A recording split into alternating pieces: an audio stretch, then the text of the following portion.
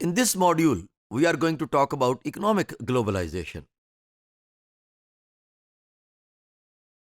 Here, we are going to talk about containerization, that how low costs of air shipping, better packing materials, bulk shipping, efficiency, and reduced costs of transportation were assisting the developed world, that they how they have been and they had been exploiting the economic resources of the developing world and monopolized those economic resources very successfully.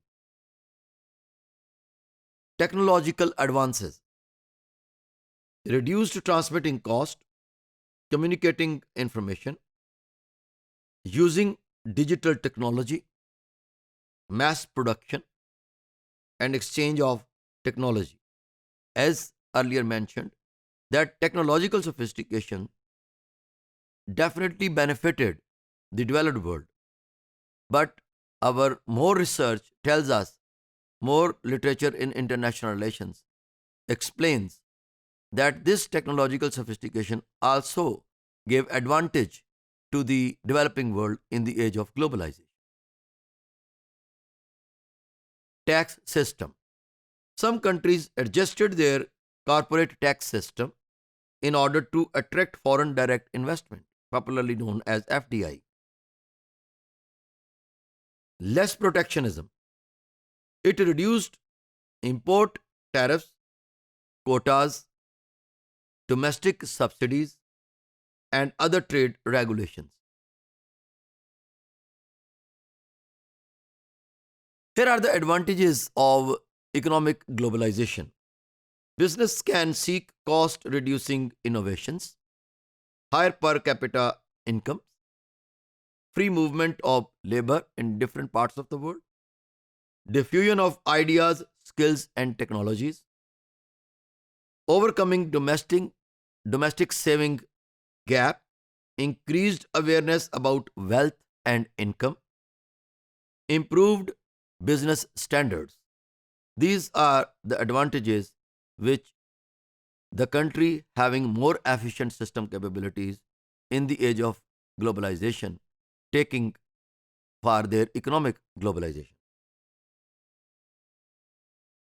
Here is the criticism, that how this process of economic globalization is monopolizing the economic resources of the world and exploiting it for the development of the developed part of the world instead of assisting the economies of the developing world. Growing political and social tensions, rising relative poverty among the countries, irreversible damage to ecosystem due to interconnected and economy and interdependent world economy, external stocks fiercely influence the local economies. Dominant global brands squeeze out local products. Due to the increased interconnectedness and interdependence, world economy were shrinking and they were coming close to each other, owing to that process of compression in space and time, popularly known as globalization. It became possible for the world economies to assist each other, and this interdependence was making the world economies more interdependent upon each other, and they kept interacting with the economies which were having low profile system capabilities, and it was more advantageous for the countries, especially in the developed part of the world, which had and which have efficient system capabilities system that I already explained in my various previous modules. Those system capabilities are extractive capability, regulative capability, distributive capability. These are three input capabilities, and then two output capabilities like responsive and symbolic capabilities. They are observable, at domestic as well as at international levels. And owing to these, the efficiency level of these system capabilities, different world economies became dependent or interdependent upon each other.